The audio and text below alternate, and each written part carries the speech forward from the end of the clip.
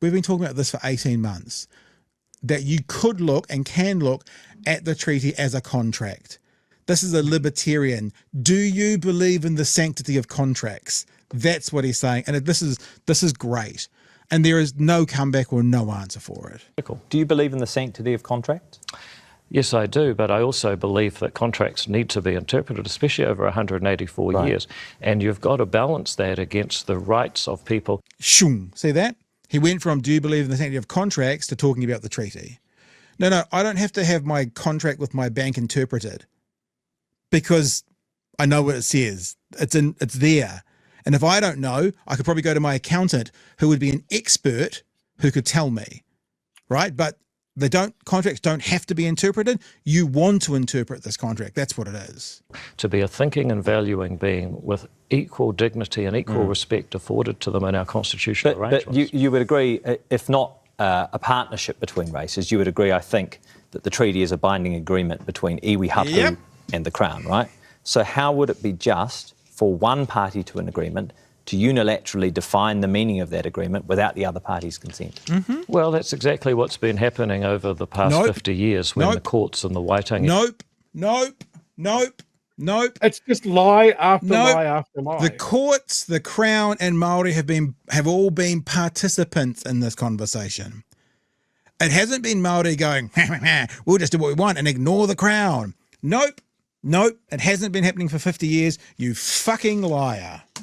Well, that's exactly what's been happening over the past 50 years when the courts and the Waitangi Tribunal have a very narrow range of... Respectfully, the courts aren't the Crown, though, are they? Well, that may be true. So the courts aren't actually one of those parties that signed the agreement. The Crown signed the agreement with iwi and hapu. Those are the two separate parties to the agreement. This is a beautiful point, Chewy. You've signed a mortgage and your bank has signed a mortgage. If there is conflict there, you go to an arbitrator who is an independent body.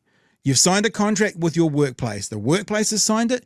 You have signed it. If there's disagreement with that, you go to a third party, which is an arbitrator. You don't allow your workplace to dictate what it says. This is beautiful. David Seymour is saying one of the signatories of this contract is now going to dictate what it says. That's not how you resolve a contract. It's not how you resolve a contract. You get a third party to arbitrate between you. And the third party in New Zealand is, and always has been, the fucking courts. It's a really good point, and it's a bit of a spin on this today that I think we should all remember. So the courts are the closest thing we actually have to a neutral arbiter. I mean, it is the responsibility of the courts to resolve conflicts or divisions between the Crown and other parties, which is exactly what they've been doing. Nonetheless, what they've come up with is a version of the treaty that is completely unworkable with a... Nonetheless means that might be true, but that's what nonetheless means. And then what he's saying is, nonetheless, that is unhelpful to my narrative. That's what he's just said. In a liberal democratic state. I mean, we've just seen that. The best examples you can come up with are American, Canadian and, Australian Sweden, reserves. Yeah.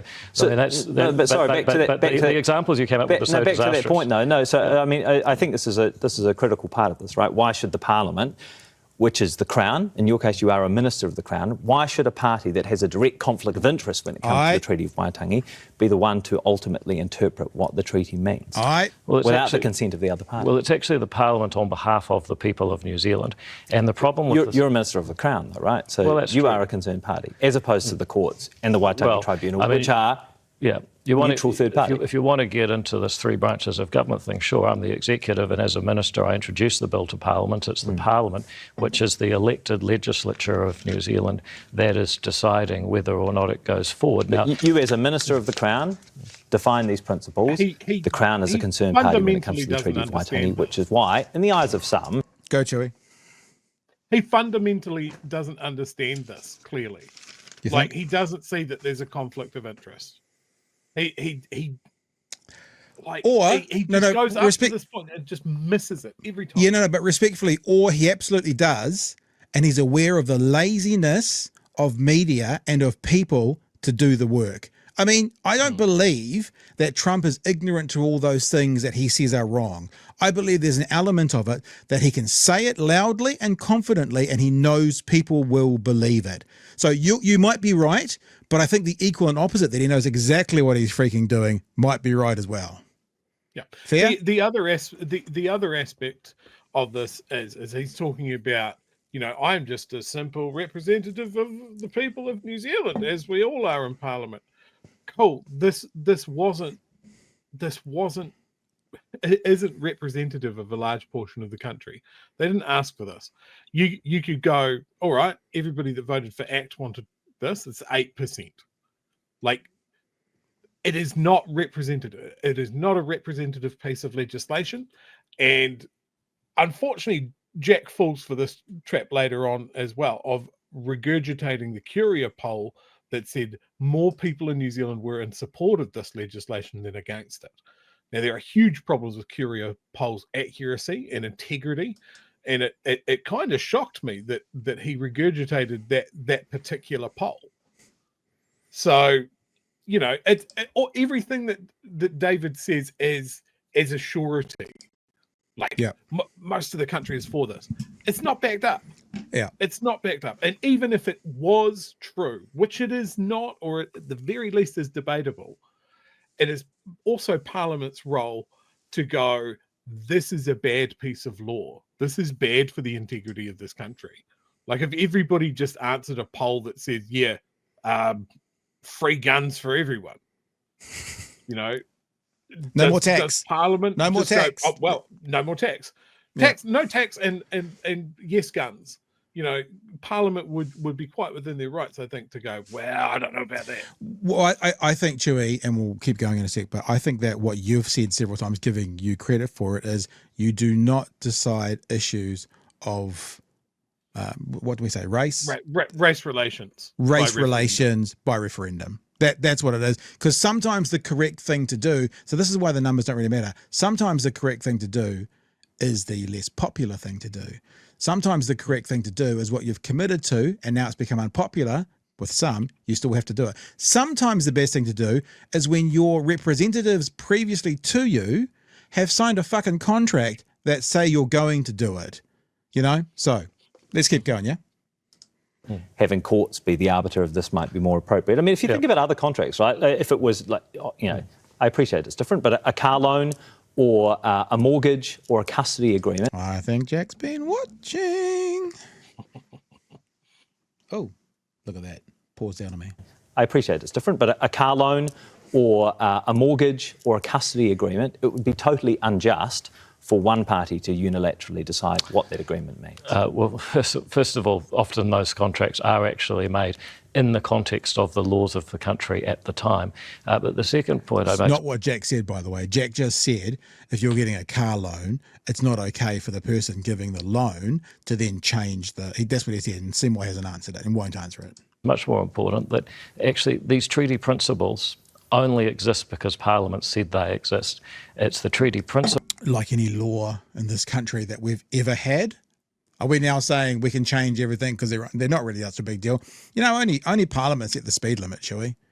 We'll just change it. I mean, we should fight it and then change it because that means nothing. It's like such a stupid, unintelligent argument. That we're talking about defining. So they exist. They exist because the courts said they exist, and then Parliament chose to interpret the court's decision and put that into legislation. And subsequent to that... So the courts, which were the independent, neutral third party in this, or as close as we can get to a neutral third party, they were the ones who ultimately defined those treaty principles. The Parliament then decided to take that decision from the courts and put it into legislation. And subsequent to that, the Parliament put them into legislation and across a whole lot of other statutes, which has affected the life and the rights that people have in this country every day. So you can make the argument all day about contracts and whether the courts are the right arbiter, but what I come back to is the question of whether or not it delivers a constitutional setting that gives equal rights, respect and dignity to each human being in this country. And what they've done clearly hasn't. And when the best example you can come up with of working anywhere else in the world is, Canadian. I mean, that's your interpretation of the treaty, and we're going to get to that in a couple of minutes. Yeah, no, that's the end of that clip. Shall we go for it?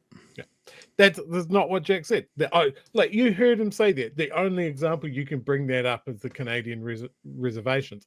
Absolutely misrepresented what Jack said there.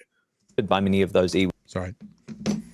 right from the start, Jack was using that as a pushback against the repeated line that David has used in every single interview about this bill. He has parroted the line that no country that has made division based on ethnicity or ancestry, it's never worked anywhere. Yeah. And he says Jack it. He goes, show me where it's worked. He goes, show me where it's worked. Well, Jack's just showing you. Every time we talk about it, the one thing we often say is, sorry, the name's just jumped out of my head. Race relations in America, affirmative action seems to have worked. You're following that. So, but Chewy, this is the thing. He says it quickly. He says it confidently. He says 20 other things beside it, and he says enough to slip through and then give his minions on social media the ability to think they can push back, and then the people they're pushing back against don't have the details to push back. So it's just like a layer of shit that sits on top of us all the time, and you can't quite press through, or enough people can't quite get through it, that it's just always there.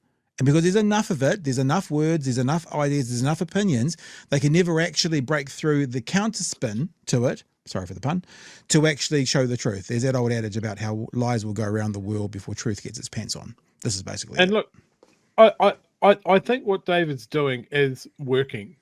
It is creating a bit of confusion. Like, yes, he's talking to his faithful that will just parrot these lines. Like I have literally been arguing on YouTube with someone for a week, where they're going, point out in David's bill where it's racist with quotation marks, which no, and it's like it's not. There's nothing in the words that is objectively racist, but its intention is.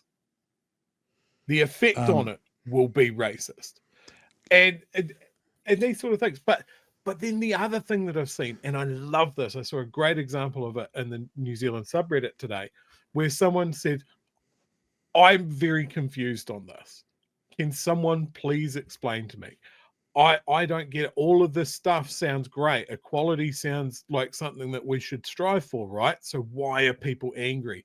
And what I saw in that thread was a whole bunch of people take this person at face value and take time and spell out exactly what's going on. And this is what we talk about, is it's really easy to hit that. This is racist and I'm angry and I don't have to explain it why. We're not going to bring people with us if we do that. As frustrating as it is, you spend all of the time, you're either talking to people that agree with you or you're yelling at people that aren't. You need to think about the people that are stuck in the middle. We need to bring them with us with facts, with reason. And David doesn't want to do that.